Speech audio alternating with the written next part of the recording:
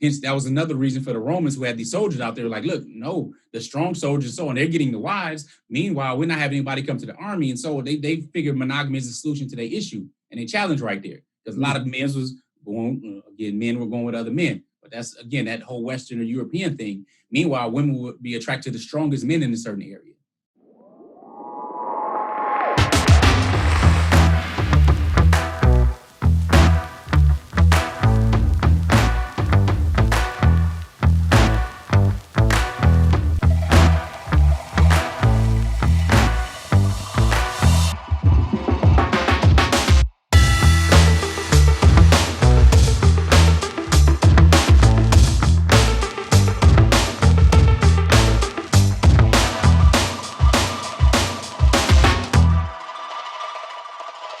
You have Will Smith and the entanglements and all that type of situation, right? This was known for the longest certain circle. That's how they operate. This not new. She was just messing with young boys that didn't keep their mouth shut. Mm-hmm. You know, that's part of their whole stuff. And that's not dealing with polygyny. That's just dealing with the whole idea of what we consider marriage. Where 20 years ago, when they were planting a lot of these seeds and cultivating these seeds with gay marriage, and now that's like, oh yeah, of course that just makes sense. Like, not, you know, and I'm not going to bring a religious argument for or against it. I'm just going to say, listen, scientifically speaking, if we say if all people did it, then we have this result, you can easily decide what nature feels is going to be right or wrong. Mm-hmm. So if everybody was gay, practice that, well, human beings and species would be gone in one generation. That probably means it's not a good idea or bad. You know what I'm saying? Without going into us being Muslims or having scriptural debates, you know, it's relatively simple. But then you look 100, 200, 300 years ago, and women not having rights. I mean, this country just over 120 some years ago, having a right to vote. But they were seen as property, so you got the man's last name because you were his property. He could will you down to some other man and stuff like that in Western culture, where Islam did away with that a long time ago. But the point is, women were attracted to the strongest men. Hence, that was another reason for the Romans who had these soldiers out there like, look, no, the strong soldiers, so, and they're getting the wives. Meanwhile, we're not having anybody come to the army. And so they figured monogamy is the solution to their issue. And they challenged right there. Because a lot of men was going, again, men were going with other men. But that's, again, that whole Western or European thing. Meanwhile, women would be attracted to the strongest men in a certain area. So they want to be married to the strongest men, had them because they want something strong for their progeny and their children to be able to provide for and be women. So they didn't have an issue. Now it's looked at backwards because you're being conditioned to think that's, oh, well, monogamy is normal and it's great and it's working fine and well. And the reality is, okay, if over 80% of marriages is said to have some type of form of infidelity one way or the other, how well is it really working and who are the perpetrators of it and what comes from that? Again, marriage and being pro-morals changes the game on that. Polygyny is just another form of doing it on a higher level because it requires that much more of a man. He must be a man of value, talking, being able to walk it in this respect because of the responsibilities versus just being about sex.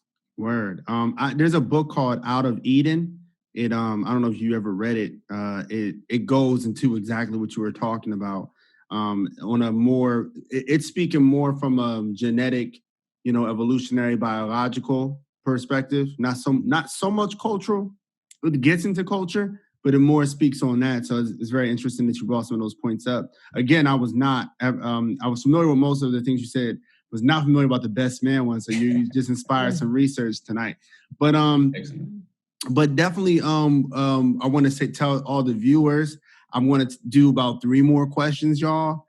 And then it's probably going to be a wrap because I'm still getting more. And if I didn't answer your question, my apologies. I went over time for y'all. Hopefully, we could do this again and I could get more questions in. So I'm just saying that so people could slow down on sending some questions. It's like the more you guys go in on things, the more they start, sending questions.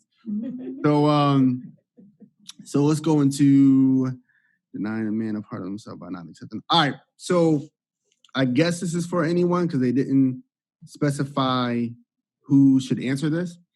Are you denying a man a part of himself by not accepting a polygynous marriage with him? Are you wrong for not wanting to be in a polygynous marriage with knowing that a man's nature is polygynous? That's a hard question. You're asking the women. Yeah, she knows. Are you wrong? Whatever your thoughts and your feelings are, your thoughts and feelings. Can't say you're wrong for feeling a certain way. The thing is, you can't really deny somebody from doing the things that they want to do as well. So, and in Islam, it's like we can't make haram halal and we can't make halal haram.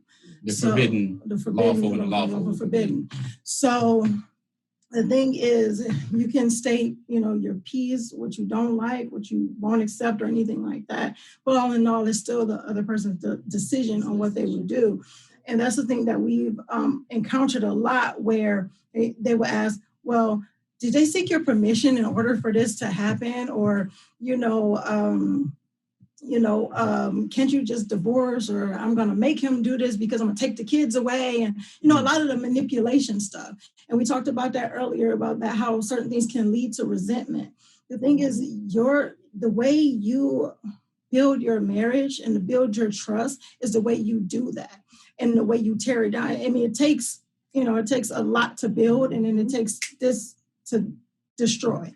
So you got to be careful with what you say and what you put out there when it comes down to it. So, I mean, to say you're wrong for feeling the way you feel, no, I'm not going to say you're wrong. Our feelings are what they are. But to try to be manipulative and things as far as that's where the issue lies. To try to be manipulative and try to break trust and be divisive. Yeah, and just be can't think of the word right now, but to just try to manipulate in a negative way. You have to be careful for that, because now you're being malicious. That's the word I was looking for. Malicious. You're trying to be malicious, then that's where the morality lies. So the next question is, what do you find are the best living situations for people in polygynous relationships? Rather it be everyone lives under the same roof, or wives have different homes, etc. What works for us is separate homes, and that tends to be what works best. I mean, queens want their own kitchen and stuff to do things with, and of course, our situation is different. We're talking about raising a total of 12 kids.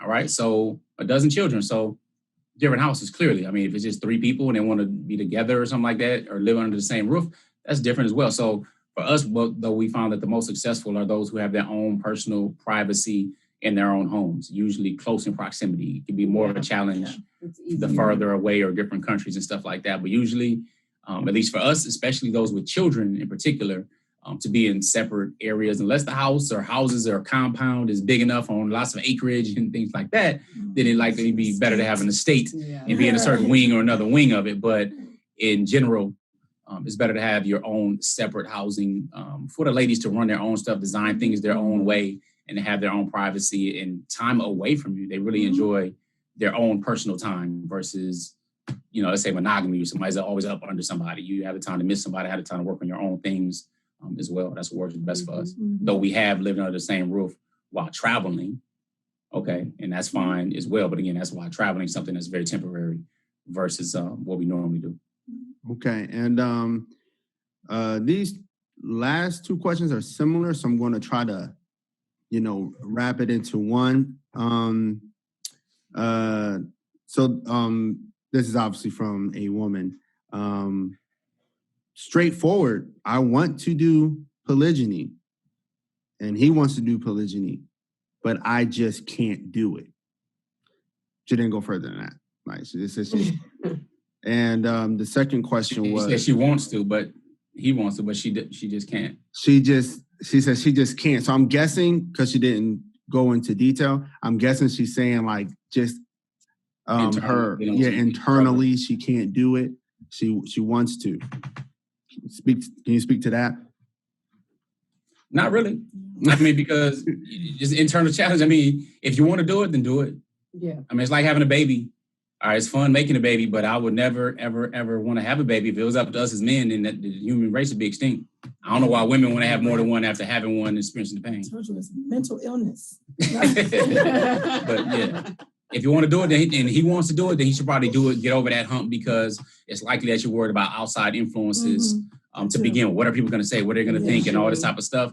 We got to be strong enough to be adults about it, be uncomfortable with being be comfortable with being uncomfortable, but you mind your marriage. That's the thing that matters, not what other people think and all that kind of stuff. They had their own business and stuff to deal with. And sometimes the grass is green on the other side because you didn't see all the fertilizer that was put on it and all the stuff they had to deal with maintaining it. So, you know, once you get that fertilizer handled and do the things you need to do and let that settle, then your grass will be a little bit greener, but you got to work on it first. Most definitely. You tell yourself you can't do something, your brain will go, we can't do it. Yeah, I can do something, your brain will go, let's get it. Exactly. So like that. sometimes we have to be careful what we tell ourselves. Most definitely. All right, so I'm going to ask the last question. That's all I want for everybody. I'm going to ask the last question. All right, so this question is for each of you. If you could if each of you can answer it individually. Obviously, as much as you feel comfortable to answer the question, as far as struggles, what was each of your number one struggle in this, whether it was prior to the polygynous marriage or during a monogamy, like in this relationship with each other, what was the hardest, the biggest struggle, and how did you overcome that struggle? No, you go first. I'll go first. Mine was comparing, not feeling that I would match up, not knowing where I fit in, being the incoming wife, you know, hearing a lot of you don't have to have, well, why do you have these type of feelings? You know, you knew what you were getting into, you know, these different things, being called home wrecker, you know, a lot of the negativity that was coming from outside forces that allowed me to have second thoughts and allow it to cause some dissension and what I really wanted and what I knew that could have been a possibility in my marriage and my family. That was like the hardest struggle because dealing with that, it caused me to second guess or second think of what's my real reason here? You know, why did I get married into polygyny? And you know, is it ever going to be what I think it is? Am I always going to be the one that's looked at as this person that's causing drama in an already happy, you know, relationship and happy marriage? That was really difficult. How I got through that is minding my marriage. And I tell people that is really that simple. Where it's like, okay, like I said, we're in polygyny, but we're monogamously married, you know, to him. So I have to not worry about comparing myself and listen to what other people have to say because I know what my intentions are and I know what I want for my family and I know what I want for my marriage, and to focus on that. And once that mindset shifted and I made that my focus, everything else started to fall in place. Even if it was some ups and downs and bumps and bruises, I knew what the outcome was. I mean, what I wanted, and I knew what the intention was, and then I just moved forward on that. Thank you. You want to anchor? I'll just say that the most challenging thing for me was not having answers for my teenage, age preteen children. So when they would ask me something, I didn't know what to say. And then sometimes I'd say, well, ask Abu or ask your dad or whatever. And dealing with their mental health struggles, because people think it's just jealousy with the wife to wife for their husband. But to have 4 daughters in my house and them not appreciate the fact that their dad got married again was rough, because I found how powerful their jealousy was for their dad. It was something that I was just one woman. So I'm like, hold on, wait, so it was trying to get them to understand that this is something that's allowed for him to do. And what we're not going to do is use it like as a weapon to hurt him. because he wasn't trying to hurt any of us. And to get them to understand that and how important it was for me as their mother, for me to say it even though I'm hurting, to them, now look now, we're not going to browbeat him and we're not going to act this way towards him. You can be mad, but you got to be respectful. That was my focus. After the dust settled, it was really my focus for them. I wanted them to keep the same healthy relationship that they had known with their dad, period. That's important for me because I didn't have that. So me protecting that was important for me. But when they hit me with these questions, I'm like, it's still a lot. That was my biggest challenge. I don't think anybody thinks about that, the whole daughter thing, because my daughter gets jealous of my wife. So, she's only 2.5 years old. And if I spend too much time with my wife, she be over there like, what are you doing? So it's real. Never thought about that in that way. Indeed. How did you deal with it? Well, this was a day-to-day thing. We have a 22-year-old, almost 23-year-old daughter, and this cashier thought that our daughters were his nieces. I still got to hear about it. I don't know what made her think we were obviously, why couldn't we be his daughters? And I'm like, I don't think she meant anything by it, but that's her jealousy for her dad, And I was like, you can calm down. That was like 3 or 4 years ago, but it was just every day, just reiterating whatever he said to them. I remember he had a conversation with our oldest daughter, and she was concerned that he was going to leave. She was really concerned about that. And that girl is 5'1", but that ego is 6'6". And she was like, you know what? We're going to take care of you. Like, it was in her head that he was out. He had found a replacement wife. And what helped her, and she still remembers it, is that he said to her that he was still available to us and he wasn't going anywhere. So as a 25-year-old woman, she's still like, I remember that day in the park with Abu. He said, I'm not leaving you all. I'm not leaving your mother. I'm not going nowhere. And for me, I'm like, okay, mission accomplished. It felt good that she believed in that. So it was keeping that belief every day in their father and just rebuilding whatever damage there was, because last thing I want is them mad at their father, because I know what that feels like. So, all right. So for me, I would say evaluating things, because this is a question. This is a really good question too, by the way. So good stuff. Because a whole lot can learn from it. So for me, I would say the most difficult challenge would have been the transitional period. So far as telling my wife, now mind you, we were high school sweethearts. I met her when I was 14. All right, so it wasn't none of this. And little peach fuzz right there. Just, I was looking like the barge or something. Oh, no. But so I met her back then. So the main thing was, for me, was having to deal with the heartbreak and change of emotions, and then the transition. Because children are going to ride with their mama anyway. That's what they're supposed to do. That's your mama. But if the mama act out of herself and act a fool, which happened, then the kids are going to follow that too. You know what I'm saying? Yeah. So having to see and deal with that transition and stuff like that was the most challenging part, because you can't rush healing and you can't rush that. You know what I'm saying? So that was the most challenging. How I dealt with it first with lots of prayer, because that's, you have to seek, we have to seek our spiritual foundation and really get some answers with it, with patience, and also being consistent and more consistent. So whether it's I'm away in the text or a call or letting the children know certain things and so on, just to be consistent, because I know who I am as a man. She knows who I am as a man, but she may just forgot during the transitional period, because that's a new concept to accept and understand in today's society, with condition that has really occurred so deep within us and permeates and has us question our identity sometimes. So I remember thinking like, man, I wish she loved me less, which is like, I remember thinking that to myself. I did too. You know what I'm saying? Because like she talked about a pedestal, and like one of the other things, sometimes they put the man on a pedestal, or put certain things that somebody didn't ask to be on.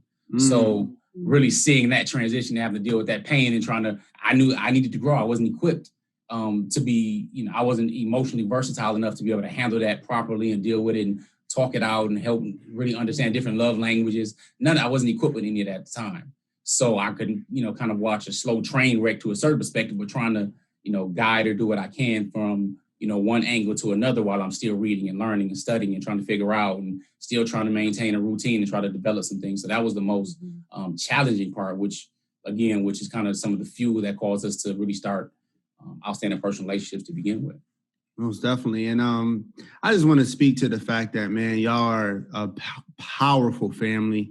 And you don't need to hear that. You obviously know that. But, I just because, I'm seeing a lot of people privately DM me. Now, for most of my videos, people will publicly put it in the comment section. So it tells you people's feelings around this and how people are even nervous to express curiosity about it. You know what I'm saying? People are even nervous to ask questions about it, right? I know that for a fact that probably my older sister, if she watches it, she might see this on one of my timelines and she'll feel like, why are you even talking to, what are you doing? Right? That's how people, it's so strange because I could bring on a white supremacist. Serious, I could bring on a white supremacist and people won't say, why did you even have them on? Right? But in this is just so, taboo that people, feel that way. But what I'm glad is that the people who did watch, because a lot of people have watched, got to see just how awesome you all are and just how you're just, a family. And I think that that's why these conversations are important because as we spoke on at the beginning, a lot of people in polygynous relationships do go very much underground because of the energy that might be in the public. I don't know how he might feel I say this, but my uncle he doesn't watch this. So my uncle is polygynous, and I remember when I was a kid when he first came and told the family. And I remember he went from almost everybody regarded him prior as just like super intelligent, bright, amazing man to like somehow he's just misguided. I don't know what he's doing, what is wrong, what happened, right? And he did this thing anyway. Now everybody just accepts it. It's like their family like everybody else. So it's just awesome to see not only you are very open to discuss it, but that you have opened up a place. I don't even want to just call it a business, but a place where people can come to you and talk to you and how you can give advice and stuff. So I think it's awesome. I hope that I can get y'all on another day because there's people who are going to be mad at me right now. Like, he didn't get to my question, but, it's just no way. Now, just to let you know, though, because people will ask and should know, obviously, how to reach us. We have several different platforms. Of course, if you just search Outstanding Personal Relationships, you'll come across .com. That's our website. We also have hundreds of hours just on YouTube alone of different questions to answer some of the things that we usually address today, as well as on Facebook at Outstanding Personal Relationships or IG, where we connected at Outstanding Relationships, because Outstanding Personal Relationships is too long to handle for IG. But we do have, I mentioned our course, for example, it's a monthly course where we dive deep and have workshops and so on, called the Relationship Mastery Inner Circle, called the RMIC for short. So we do have a number of different programs. We have the True Queens program, where my wives put together really how to be a queen. They deal with etiquette, they talk about polygyny, talk about marriage, just really being a whole higher level of a woman in today, meaning the true queen versus savages, if you will. And also I have a Kings and Kingdoms course that's going to be released actually within a couple of weeks as well. So that's just teaching men how to go from boyhood thinking and average man thinking to really king walking and talking as well. So we do that, and we want to provide that to people and the community what we do. So, that's the word. That's how they connect with us. And we appreciate you for, really being that voice and spreading awareness and not being scared to tackle conversations like this and really get deep, man, with really good questions. Well, definitely, if you can send me when we're off all those links and such, I want to go ahead and share. Again, thank you very much. And I really do hope we get to do this again. So Yeah, man, for sure. We'll talk and figure it out. And I'm also going to ask for some book recommendations, just on whatever book you want to recommend. I love studying. So thank you again. I am honored that you came on, and I know everybody enjoyed it. And I hope you have an awesome day. Likewise, we appreciate you, Bo. Be well. Take care and take charge. Peace. Here are 3 ways outstanding personal relationships can help you. One is by following us on our social medias. Follow us on IG at Outstanding Relationships and on Facebook and YouTube at Outstanding Personal Relationships. And make sure you subscribe and hit that notification bell. Number 2, make sure you head over to outstandingpersonalrelationships.com and subscribe to the email list. From there, you will get downloads as well as updates, any and all updates. And you also get an update on the release of our new book, Let's Talk Polygyny, Uncensored. Number 3, if you are serious about polygyny relationships and really developing fulfillment and happiness, make sure you register for our Relationship Mastery Inner Circle, which is members only, which includes downloads. It includes access to us live on a weekly basis. So that's at outstandingpersonalrelationships.com/RM. We'll see you soon. Assalamu alaikum. Peace.